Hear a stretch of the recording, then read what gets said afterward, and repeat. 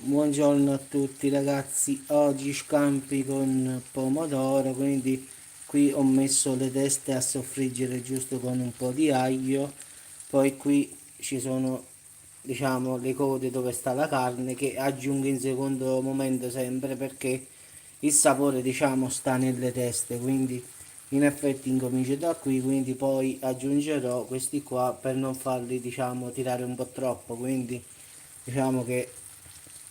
le teste sono quelle che daranno il sapore al sugo in effetti, quindi che già qui io ho già bello frullato quindi nel vaso e poi aggiungerò, diciamo che oggi sono linguini con gli scampi, quindi un piatto facile e veloce, subito da fare, quindi nulla di complicatissimo, quindi basta schiacciare un bell'aglio, mettere a soffriggerlo, mettere solo le teste diciamo degli scampi, far cuocere a basso fuoco diciamo così, poi aggiungere il pomodoro, poi a metà cottura mettete diciamo la parte dove ci sta la carne in effetti, quindi poi le teste diciamo servono solo per dare il sapore diciamo dello scampo, però la carne è questa qui, quindi questo qua lo metto a mezza cottura, poi queste qui, ciao Lisa, è solo per dar sapore diciamo al pomodoro con gli scampi che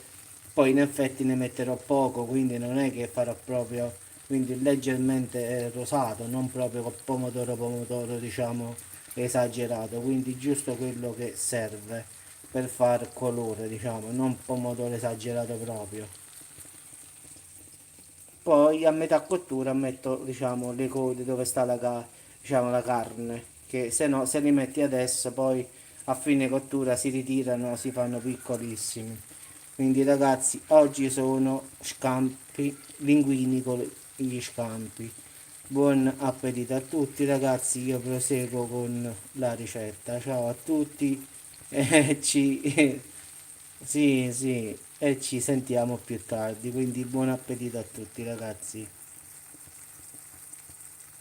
No, mi piace cucinare, non è un fatto di brave,